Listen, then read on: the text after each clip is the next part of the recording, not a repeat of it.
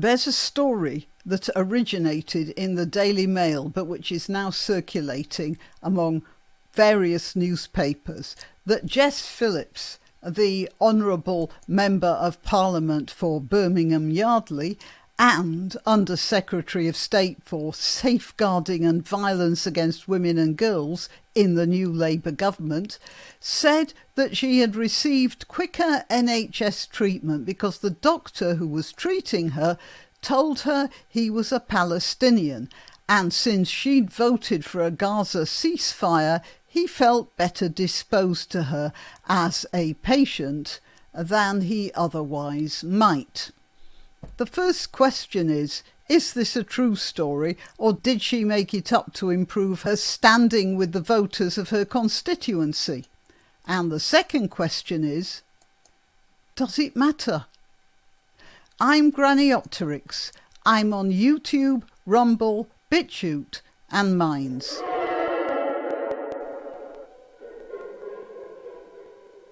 Jess Phillips was in the Starmer shadow cabinet, but she resigned her cabinet post in February because of a disagreement with the Parliamentary Labour Party.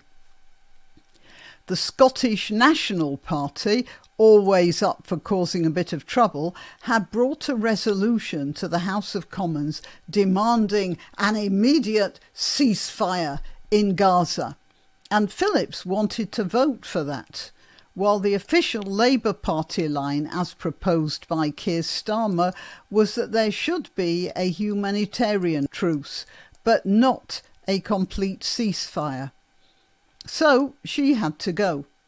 Her time in the wilderness was pretty short, considering that 5 months later, the general election washed everything clean, and Phillips is back in the cabinet, this time as Under Secretary of State for Safeguarding and Violence Against Women and Girls.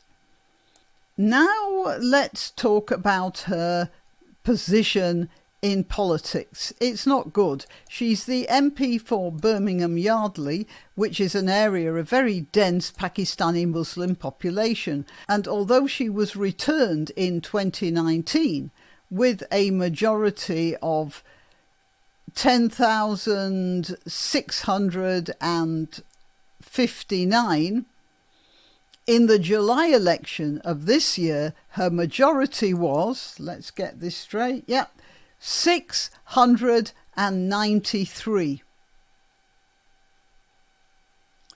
with George Galloway's Workers' Party in second place. That probably means that the next election she won't be returned. So, putting her job on the line to vote for the Gaza ceasefire hardly made her electoral prospects a slam dunk. However, she said that she had to vote that way as there'd been a huge outpouring of grief and pain from her constituents about the situation in Israel and Gaza. I don't know why her constituents weren't outpouring grief and pain about all the children in the Yemen being starved by the Saudi war tactics, or indeed why her constituents were not in paroxysms of grief over the hundreds of thousands of Syrians being bombed and gassed by the armies of President Assad. Whatever, her constituents are concerned about Gaza, and as their representative, she feels duty-bound to represent them. And this had, according to her, a positive effect on the medical treatment she received when she had some sort of respiratory trouble serious enough to take her to accident and emergency in her local hospital. So this leads us back to her contention that she got better treatment from a Palestinian doctor. The story has been reported in many papers, as I said, The Telegraph here, it's also in The Spectator, The Jewish Chronicle, The Express. But in general, they were reprinting an original story which was printed in the Daily Mail in a sort of gossip column called Eden confidential. The story went as follows. Let's find the bit. So she got to the A&E and was greeted by scenes of appalling overcrowding. I know all about that. I've been there. Not to Birmingham, you understand, but with 3 sons, you spend a lot of time in A&E.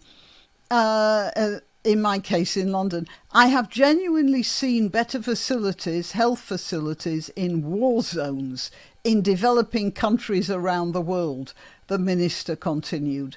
Nevertheless, eventually she got to the front of the queue. She said this was undoubtedly for 2 reasons only. I got through because of who I am. Also, the doctor who saw me was Palestinian, as it turns out. Almost all the doctors in Birmingham seem to be. Now, look, we've got to be careful about newspaper reports, haven't we? We all know what happened with the first Tommy Robinson rally, how they reported that. However, I believe this one, not because all the other papers copied and pasted something straight from the Daily Mail, but because she said it in a small money-making enterprise called An Evening with Jess Phillips, which means she said it in front of a whole lot of other people. Also, she has not denied it subsequently. So yes, I assume that if the Daily Mail had tweaked the story, which they could have done, it wasn't so tweaked, it was entirely off the pitch. If it did happen in an NHS hospital that preferential treatment is being given to people based on their political opinions, or Phillips made it up to improve her standing with her diminishing number of voters. And in both cases, what it means is that she, Phillips, has absolutely no concept of the importance of impartiality in the NHS. Well, but you know, at least she did admit that she got treatment faster being who she was, unlike Keir Starmer, who was in an interview, insisted that he uses the NHS just like everyone else, and apparently really seems to believe that he is actually treated just like everyone else. Anyway, you know how some political experts and journalists rejoiced when Conservatives lost and Labour took over? Oh, now they said, now the adults are in charge. But if you look at the record of the Labour Party up to now, this isn't adults in the room. What we've got here is student radicals. Here's a woman, well, let's get that photograph back. Here's a woman who either made up a story boasting about how she got preferential treatment from a doctor who looked after some patients better than others, or she really did get preferential treatment and was not shocked by it. And then you get people like Yvette Cooper, head of the Home Office, who's therefore responsible for the tweet blustering on about how many people were arrested following the riots and describing all of those detained as criminals, while they still hadn't yet been charged. Is that the attitude of an adult politician, or the attitude of a glorifying student radical? By a student radical frothing at the mouth in the ecstasy of a win. I suppose the most egregious example of student radicalism is in Starmer himself. When the unrest began and the riots and everything, he stood up in front of the cameras to harangue the British people with accusations that he must have known to be false. I mean, he must have known the EDL didn't exist. There's no way he could have been convinced that it did. So he was throwing out accusations he knew to be false, embedded in speeches that sounded for all the world like the closing words of a prosecuting barrister at his first trial, full of exaggeration, bluster and accusation. No mature politician would talk like that.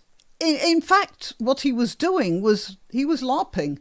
He was so scared out of his wits, so completely out of his depth. All he could do was react like a frightened teenager. That's not a mature politician. That's somebody who's trying to act like how he thinks a strong politician would act. In fact, the whole cabinet is filled with student radicals, and they're in charge of our government. Isn't that sad? Okay, till next time. You can help my channel by subscribing and clicking the notification bell. That's quite important. And by sharing if you're so inclined. Links to my other channels and to donation methods are in the description. But the best way you can help is simply by clicking like and notify. Thank you.